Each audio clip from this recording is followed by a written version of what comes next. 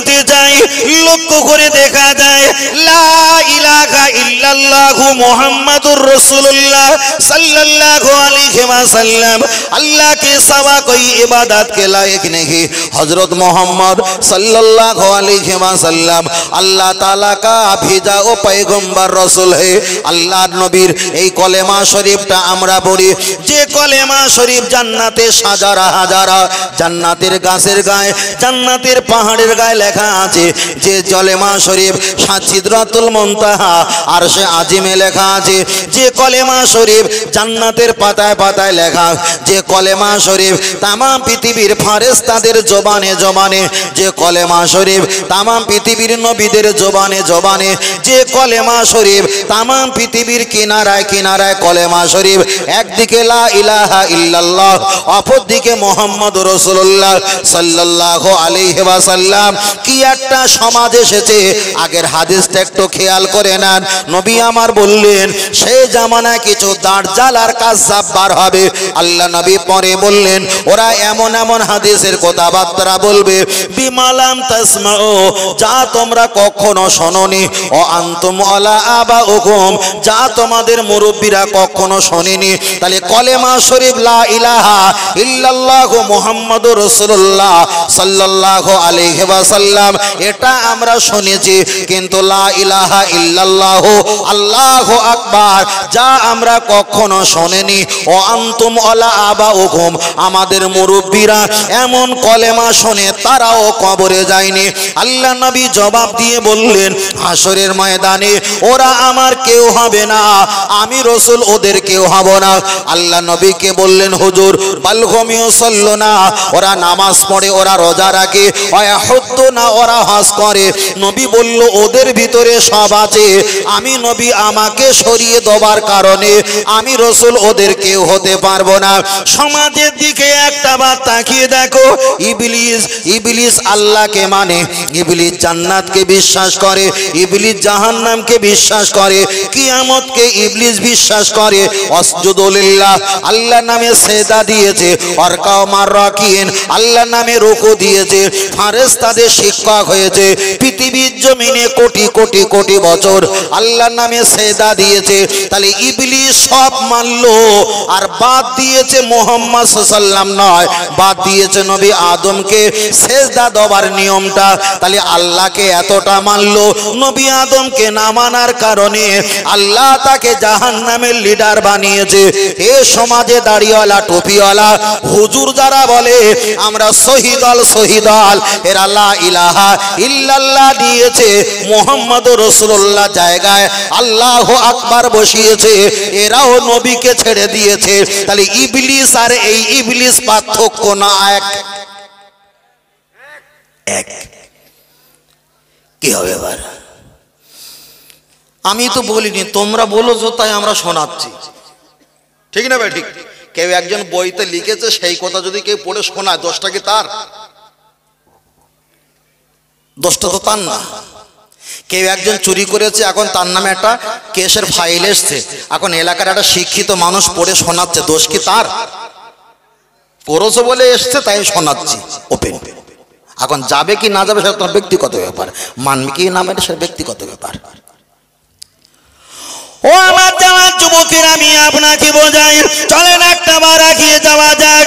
লক্ষ্য করে দেখা যায় আল্লাহ নবী হাদিস শরীফে বললেন সেই জামানা দেখতে পাওয়া যাবে পৃথিবীর জমিনে মুসলমান থাকবে, ওদের আধার কার্ডটা চেক করবে মুসলমান, খাদ্য সুরক্ষার কার্ড চেক করবে মুসলমান, প্যান কার্ড চেক করবে মুসলমান, এটিএম কার্ড চেক করবে মুসলমান, ব্লু বুক চেক করবে মুসলমান, ড্রাইভিং লাইসেন্স চেক করবে মুসলমান, এদিকে পাসপোর্ট চেক করবে মুসলমান। আল্লাহ নবী বলেছেন ওরা নামে মুসলমান থাকবে কিন্তু ওদের ভিতরে ঈমান থাকবে না, ঈমান থাকবে না।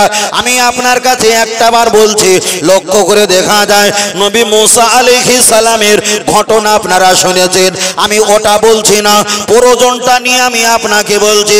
নবী মুসা আলাইহিস সালামের উম্মত আবুল হারেসা আল্লাহর নবী মুহাম্মদ সাল্লাল্লাহু আলাইহি ওয়াসাল্লাম নবীর নামটা একটু ছেড়ে দিয়েছে, নবী মুসার নামটা চুম্বন করেছে। আমার আপনার নবীর নামটা সরিয়ে দেওয়ার কারণে আমার আল্লাহ তাকে গোসাপে রূপে রূপান্তরিত করেছে।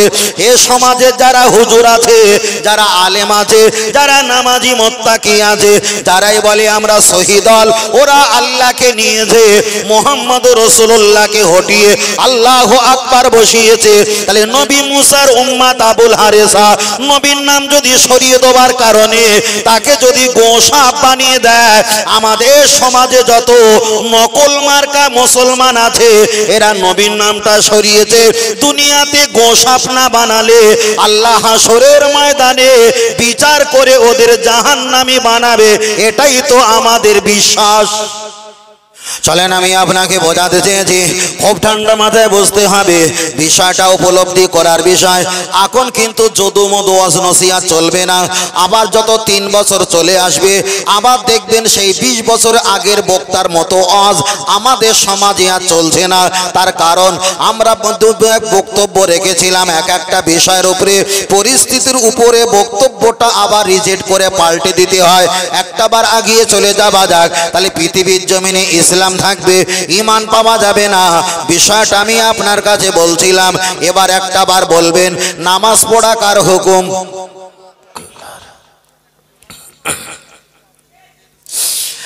নামাজ পড়া আল্লাহর হুকুম। এবার একটা বার আগিয়ে চলে যাওয়া যাক।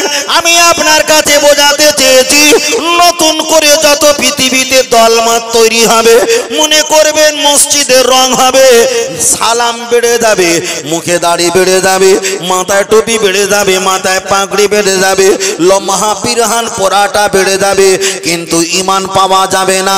ওই সময় দাজ্জাল এসে ওদেরকে আরো ক্ষতি করে উনি লাহাবান হয়ে আবার ফিরে চলে যাবে। তাই আমি আপনার কাছে একটাই কথা বলবো, বাবা আগে ঈমান, আগে ঈমান, আগে ঈমান যদি ঠিক থাকে, আপনি যদি জাহান্নামে যাও অল্প গুনার কারণে, আল্লাহ চাইলে একদিন না একদিন আল্লাহ তোমার নাজাত বানিয়ে দেবে। যদি আপনার ঈমান না থাকে কোটি কোটি বছর ধরে ইবলিসের মতো সেজদা দিও লাভ হবে না।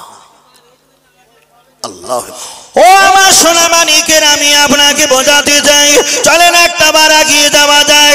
লা ইলাহা ইল্লাল্লাহু আল্লাহু আকবার নতুন করে ওরা কলেমা করেছেন।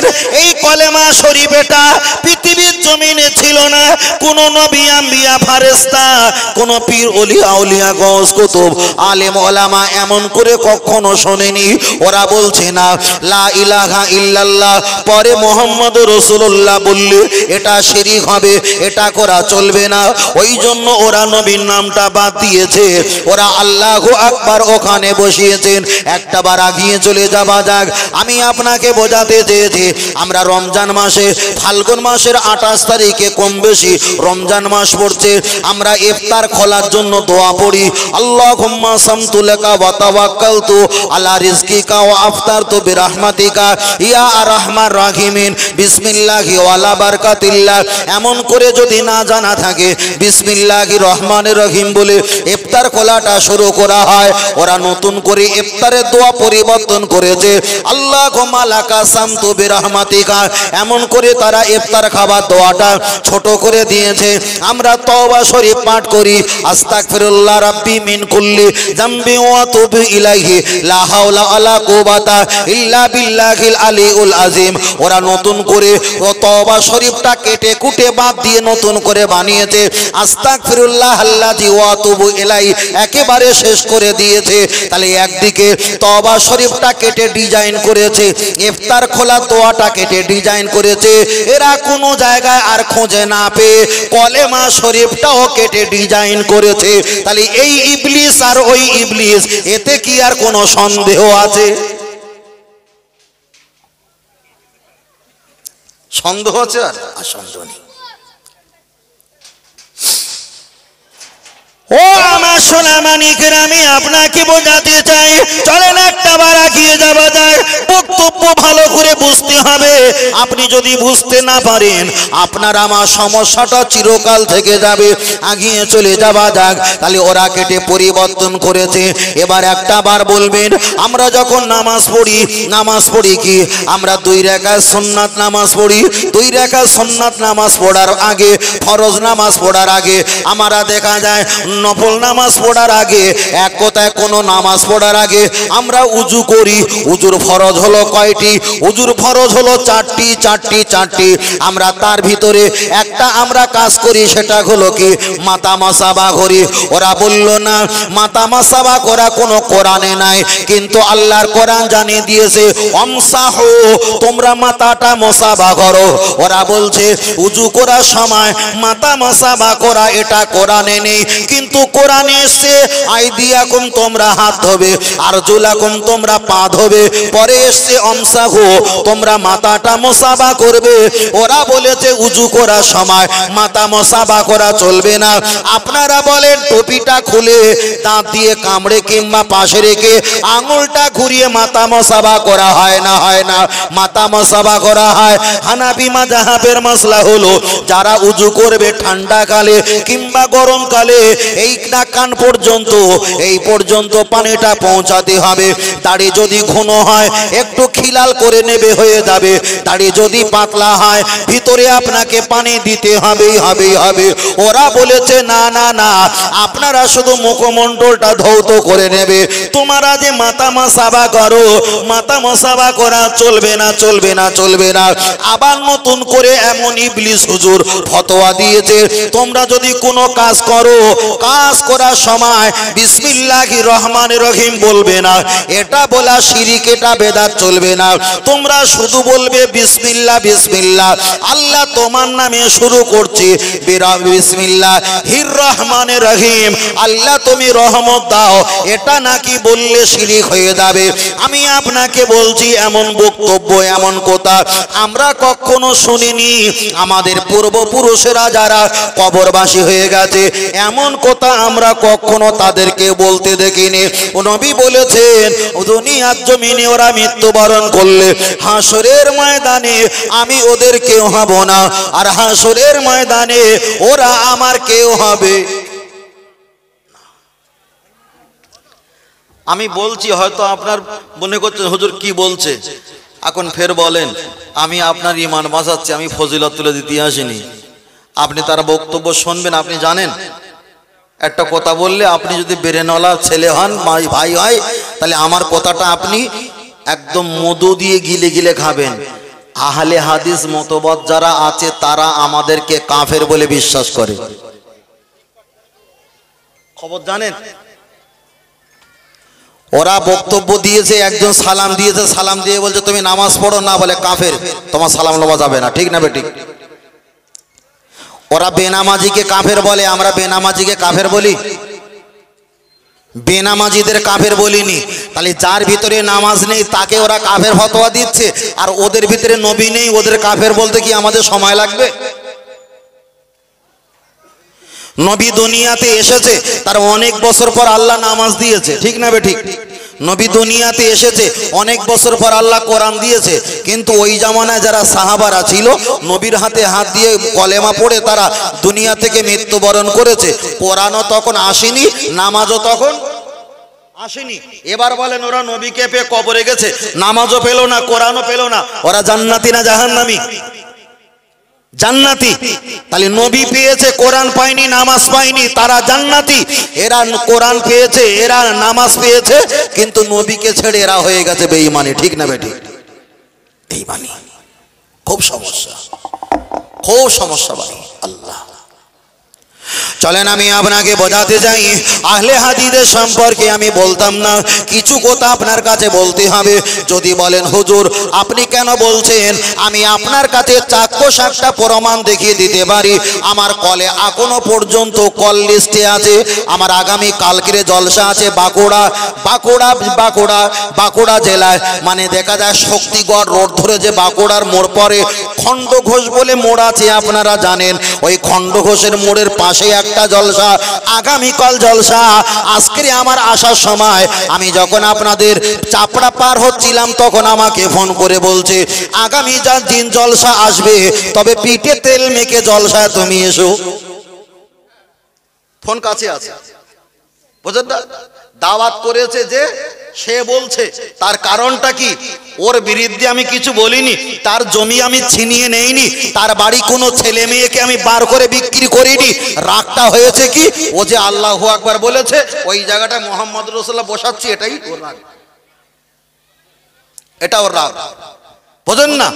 তা আমাকে যখন বলেছিল তেল মাখিয়ে এসো তোমার জলসায়, আমি বলি যদি পারিস কালকেরে তোমার জায়গা থেকে 3 কিলোমিটার দূরে তোমার আর আমার একটা অচেনা জায়গায় প্রোগ্রাম হবে, যদি কালকেরে পারিস তোর হুজুরকে ডেকে নিয়ে ওখানে আসিস, তোর হুজুর 1 ঘন্টা কথা বলবে, আমি 1 ঘন্টা কথা বলবো। এড়ে না বোক না, লুঙ্গি খুলে দেখ না, চেক আপ করে ছেড়ে দেবো, আসলে তোরা এজিদের ফুপুতে ভাই কিনা আমরা প্রমাণ করে দেবো। কথা বলছেন না? খুব সমস্যা ভাই। ওরা জানে যে মফিজুল হুজুর যদি এখানে আসে আমাদের এগেনস্টে আমাদের সম্পর্কে যদি এত তথ্য কিছু দেবে, তখন আমাদের দলে যারা আছে এই হুজুর এত সুন্দর বললো তোরা কিছু বললিনি তো, তাহলে হুজুর নিশ্চয়ই ঠিক বলেছে, তাহলে ওদের খেলার গড়িটা সমস্যা হবে। ওই জন্যই ওর ভিতর থেকে যারা একটুকুনি মাথা মোটা আছে তারা বলছে তুমি আসলে অবস্থা খারাপ করে দেবো। তার মানে তুমি এসে কিন্তু ধর্ম প্রচার করো না, আমরা আবু জাহেল যেভাবে গুটি আমরা তৈরি করে গেছি ঠিক তৈরি করে গেছি, যদি তুমি আসো মুহাম্মাদের মতন এখান থেকে তোমাকে তাড়িয়ে দেবো। কথা বুঝতে পেরেছেন? খুব সমস্যা। কষ্ট পাচ্ছেন নাকি বাবু? কষ্ট পান না তো? তো বিদায় না রে তাকবীর। আল্লাহ কে শুনলো না শুনলো দেখার দরকার নেই, তবে আমাদের এই মাহফিলটা আমাদের এই বক্তব্যটার ভিতরে কোনো যেন সমস্যা ঢুকে না আসে। কথা বুঝতে পেরেছেন? ছেলে কাঁদছে কাঁদুক, অন্তত রান্না চলুক, কেন এর দর খাঁচড়া হয়ে গেলে কেউ খেতে পারবে না।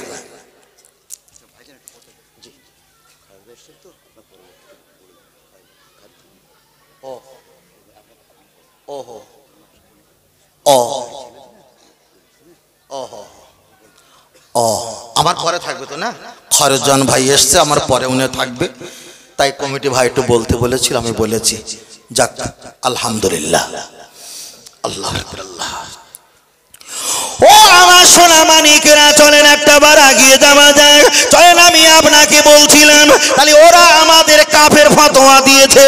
এবার এখানে যারা বসে আছেন আপনারা নদিয়ার বিভিন্ন পাড়ার বিভিন্ন এলাকার মানুষ একটা বার বলেন আপনারা কি কাফের? আপনারা কি কাফের? আপনারা বলবেন হুজুর আমি নামাজ পড়িনি কিন্তু আল্লাহকে নবীকে পরকালকে বিশ্বাস করি, তাহলে আপনারা কেউ কাফের নয়, আমরা কেউ কাফের নয়। লা ইলাহা ইল্লাল্লাহু মুহাম্মাদুর রাসূলুল্লাহ সাল্লাল্লাহু আলাইহি ওয়াসাল্লাম, আমরা কেউ কাফের নয়, ঠিক না বেঠিক? আরে যদি চুপ করে থাকো তাহলে তোমার মনে কাফেরের সন্দেহ হয়ে আছে, তোমার জীবনটাই বরবাদ হয়ে যাবে। তাহলে আমরা এখানে কেউ কাফের নয়।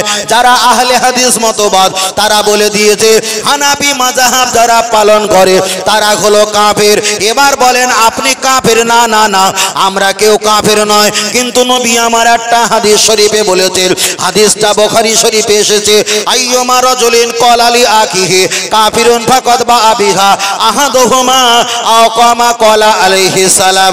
আল্লাহ নবী বলেছেন কোন ব্যক্তি কাফের নয়, তাকে যদি কোন ব্যক্তি কাফের বলে একটা বার যদি আওয়াজ দেয়, ওই ব্যক্তিটা যতই বড় হুজুর হোক, যতই বড় লেকচার হোক না কেন, কাফের ব্যক্তিকে যদি কাফের বলে ভালো, কিন্তু কোন ইমানদার ব্যক্তিকে যদি কাফের বলে, সত্যকারে যদি ওই ব্যক্তি কাফের না হয়, যারাই কাফের বলেছে তারাই কাফের হয়ে যাবে যাবে যাবে।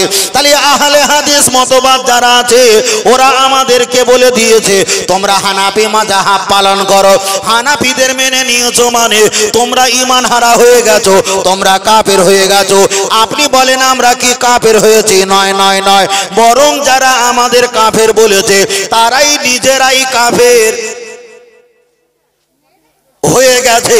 এবার আপনি যদি বলেন না হুজুর ওদের কাফের বলবো না, তাহলে তোমার মতন চশমখোর হারামখোর নিজেই কাফের। তোমাকে কাফের বলেছে, তুমি যদি উল্টে তাকে কাফের না বলো, তাহলে তার কথাটা যদি একতরফা হয়ে যায় তুমি কাফের।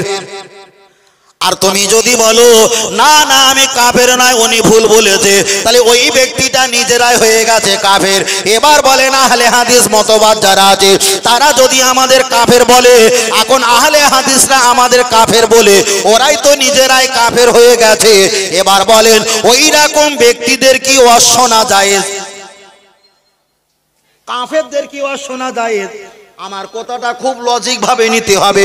আমরা ওদের কাফের বলিনি, বরং ওরা আমাদের কাফের বলেছে, হোড়কে ওরাই নিজেরাই কাফের হয়ে গেছে। এবার বলেন যারা কাফের হয়ে গেছে তাদের কি ওয়াজ শোনা জায়েজ? তাদের সঙ্গে কি সালাম মোসাফা করা জায়েজ? তাদের সঙ্গে কি বিয়ে লেনদেন করা জায়েজ? জায়েজ নয়। আমি যদি এই বক্তব্য করি তখন বলবে হুজুর আপনি ফিতনাবাজি বক্তব্য করছেন, আপনি অশান্তির বক্তব্য করছেন। ওই ব্যক্তিটাও নিজে ঈমান হারা হয়ে যাবে।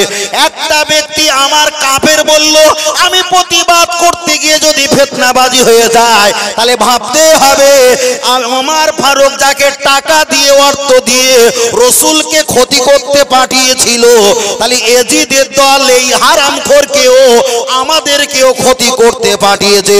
ও বাপজিরা, আমি আপনাকে একটাই কথা বলছি, আমরা কাফের নয়, যারাই আমাদের কাফের বলেছে তারাই নিজেরাই কাফের হয়ে গেছে। ওই জন্য আমরা ফতোয়া দিয়েছি আহলে হাদিসদের মেয়ে বিয়ে করা যাবে না, আহলে হাদিসদের ছেলেদের মেয়েদের সঙ্গে বিয়ে করা কঠোর হারাম হারাম হারাম। কেন? কাদিয়ানীরা নবীকে বাদ দিয়ে গোলাম আহমদ কাদিয়ানীকে নবী বানিয়েছে। শিয়াদের ভিতরে আল্লাহ নবীকে বাদ দিয়ে কিছু সংখ্যক ব্যক্তিরা তারা হযরত আলীকে নবী বলে বিশ্বাস করেছে। আহলে হাদিসরা ওরা নবীকে বাদ দিয়ে লা ইলাহা ইল্লাল্লাহ আল্লাহু আকবার নবীর জায়গায় বসিয়েছে। তাহলে নবীর জায়গায় আল্লাহ বসতে পারে না, আর আল্লাহর জায়গায় নবী বসতে, ঠিক না বে ঠিক? আল্লাহর জায়গায় কেউ বসতে পারবে? আর আল্লাহ কি কোনো গোলামের জায়গায় বসতে পারবে? বসতে পারবে না। তাহলে লা ইলাহা ইল্লাল্লাহ পরের এস্টাবলিশ কি মুহাম্মাদুর, ওরাই বলে দিয়েছে লা ইলাহা ইল্লাল্লাহ আল্লাহু আকবার। তাহলে নবীর জায়গায় আল্লাহর বসিয়ে দিয়েছে, আর নবীর জায়গাটা পুরো একদম পরিষ্কার সাপ্পা করে দিয়েছে। আমি এতটুকু বলছি, পৃথিবীতে ইসলাম থাকবে, ঈমান থাকবে না। যারা নতুন করে দাড়ি রেখেছে, নামাজ পড়ছে, সালাম দিচ্ছে, কত সুন্দর ভাষায় কথা বলছে, আপনি মনে করবেন হুজুর পারা নাম্বার পৃষ্ঠার নাম্বার দিচ্ছে। ভাই আগের ভাই ওয়াজ করছিল শোনেননি? ওরা যদি বলে 2113 নম্বর হাদিস, পাওয়া যাচ্ছে 7312 নম্বর হাদিসে। কথা বুঝতে পেরেছেন? মানুষ কোরআন পড়তে পারে না, আর কিভাবে হাদিসের পৃষ্ঠার নাম্বার খুলে রাখতে পারবে? বারবার বলছি, আমাদের গোনা বেশি, কিন্তু আমাদের প্রতি আল্লাহর রহমত আছে, নবীর দয়া আছে। আমাদের গোনা আছে, কিন্তু আমাদের ঈমান আছে। আল্লাহর নবীর কথা অনুযায়ী আল্লাহর ইবাদত, নবীর মোহাব্বত, কোরআন তেলাওয়াত, মা বাবার খেদমত, মাজার জিয়ারাত। একটাই দল জান্নাত, ওই দলটার নাম হলো আহলে সুন্নাত ওয়াল জামাত। জোরে বলে, আর একটু জোরে হবে না? আর একটু জোরে হবে না? আর একটু জোরে হবে না?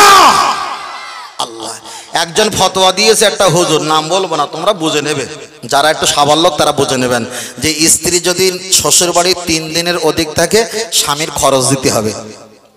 বক্তব্য শুনেছেন না শোনেননি? অনেকে শুনেছেন তো। স্ত্রী যদি শ্বশুর বাড়ি 3 দিনের অধিক থাকে স্বামীর, যে হারামখোর বলেছে, ওই হারামখোর বিয়ে করেছে বাংলাদেশে হবিগঞ্জ। খবরে দেখা যায় ওর স্ত্রী 11 বছর ছিল। কথা বুঝলেননি? নবী বিবাহ করেছেন আমার আম্মা জানকে আয়েশা সিদ্দিকা রাদিয়াল্লাহু তাআলা আনহাকে 6 বছর, আর বাড়িতে নিয়ে এসেছিল সংসার জীবনের জন্য 9 বছর। তাহলে আম্মা জান আয়েশা সিদ্দিকা নিজের বাপের বাড়ি ক বছর ছিল? 3 বছর। তাহলে হারামখোর কারে বানাচ্ছো দেখতে পাচ্ছ? কোন কোন তাফসীরকারকেরা বর্ণনা করেছে নবী মুসা আলাইহিস সালাম বিয়ে করেছিল, শ্বশুর বাড়ি ছিল 16 বছর। কত বছর? 16 বছর। তাহলে একজন ছিল 16 বছর, আর আমার নবীর স্ত্রী মানে আমাদের আম্মাজান ছিল 3 বছর। আর যে হুজুর বলেছে সেই হুজুর স্ত্রী ছিল 11 বছর। 11 বছর। আমি আর কিছু বলতে চাচ্ছি না, আপনারা চিন্তা ভাবনা করে বলেন, আমি আর কিছু বলবো না। হুজুর ফতোয়া দিয়েছে তোমরা দলবদ্ধ হয়ে হাত তুলে মোনাজাত করবে না। ওই হুজুরের ছেলে, নাম বলছি না, ওই হুজুরের ছেলে মানে ওনার নামের নাম। ওই হুজুরের ছেলে যখন পুলিশ ধরে নিয়ে গেছে কোনো একটা মিথ্যা কেসে, কেসটা ছিল মিথ্যা, এটা বিশ্বাস করি, মিথ্যা কেসে ধরে নিয়ে গেছে। জোহরের নামাজ পড়ে দেখা যায় 700-800 মানুষকে এক জায়গায় নিয়ে দোয়া করে বলছে, আল্লাহ আমার ছেলেকে আল্লাহটা হেফাজত করে দাও, আমার ছেলেকে ছেড়ে দেওয়ার একটা সুব্যবস্থা করে দাও। তাহলে যে হুজুর বলেছে দলবদ্ধ হয়ে মানুষকে নিয়ে মোনাজাত করা, এটা বেদাত, কোনো হাদিসে নেই। ওই হুজুরের ছেলে যখন বিপদে পড়েছে তখন হাদিস হড়কে দিয়ে নিজের ছেলে বাঁচানোর জন্য সকলকে নিয়ে হাত তুলে মোনাজাত করেছে। তাহলে রাতের বেলা একরকম পার্টি করে আর দিনের বেলা একরকম পার্টি করে, এরাই হলো জাতগত মুনাফিক। চলেন আর একটা নাম বললে অনেকের রেগে যাবে, রাখলে আর ভালোবাসলে আমার যায় আসে না। পাকিস্তানের একটা বক্তা আছে, উনি উর্দু হিন্দি ভাষী বক্তা, তার নাম হলো তারিক।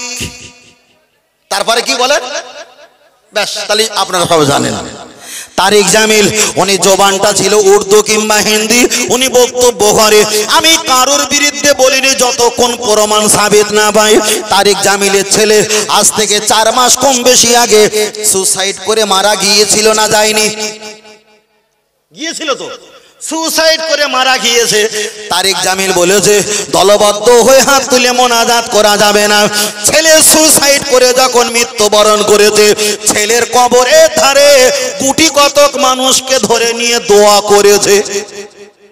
ওই হুজুর ফতোয়া দিয়েছে কবরস্থানে অনেক মানুষ নিয়ে গিয়ে দোয়া করা বেদাত, এটা চলবে না। তাহলে ছেলে যখন কবরে চলে গেল, বাপ উপর থেকে পানি ঢালার জন্য অনেকগুলো মানুষকে নিয়ে হাত তুলে মোনাজাত করলো। তাই আমি বলছি বাবা, এদের সামনে একরকম পিছনে একরকম, কেন এদের কোনো অস্তিত্ব নেই। পৃথিবীতে ইসলাম থাকবে কিন্তু ঈমান থাকবে না। কোরআন শরীফ কয় পারা? 30 পারা। বুখারী শরীফ কয় খণ্ড? 30 খণ্ড। বুখারী শরীফ কোরআন শরীফের পরের স্থান হলো বুখারী শরীফ। আল্লামা মোহাম্মদ ইসমাইল বুখারী রহমাতুল্লাহ আলাইহি, ওই বুখারী শরীফটা হলো 30 খণ্ড। তার ভিতরে একটা খণ্ড হলো দেখা যায় জিয়ারাতুল কবর, মানে কবর জিয়ারাত করার অধ্যায়, কিভাবে কবর জিয়ারাত করতে হয় এই বিষয়টা ওখানে দেওয়া আছে। যারাই বলে কবর জিয়ারাত করা যাবে না, আল্লাহর নবী নিজের আব্বা জানের মাজারটা জিয়ারাত করার জন্য আম্মা জান মা আমেনাকে সঙ্গে নেয়। আম্মা জান মা দেখা যায় উম্মে আয়মানকে সঙ্গে নিয়ে আমার দয়ার নবী নিজের আব্বা জানের কবরটা তিনি জড়িয়ে কান্নাকাটি করলেন। কোন ব্যক্তি যদি বলে কবর জিয়ারাত করা যাবে না, তাহলে নবী বলেছেন আনা বুইস্তু মুআল্লিমান, আমি তোমাদের শিক্ষক। তাহলে আমাদের শিক্ষক নিজের আব্বার কবর জিয়ারাত করেছে, আমরা গোলাম তানার গোলাম, আমরাও সেই নবীর নিয়ম মেনে আমাদের আব্বা মা দাদা দাদি নানা নানি যারা বিদায় নিয়েছে তাদেরও মাজার কবরটা জিয়ারাত করব। আর একটু জোরে হবে না? আর একটু জোরে হবে না? আর একটু জোরে বলেন। একটু বুঝতে পারছেন তো? মাইক যাহা হোক ভাই, শোনা যাচ্ছে তো? মিটে গেল, অত কি আবার? হ্যাঁ, পানির তোলা দিয়ে ফাল যাচ্ছে, কাদা হয় না, সেদিকে খেয়াল নেই। হ্যাঁ, এমনি যা ওয়াজ হচ্ছে, গেলার কিচ্ছু নেই, খাবার কিচ্ছু নেই, সেদিকে খেয়াল নেই, মাইকে দাম। আল্লাহ,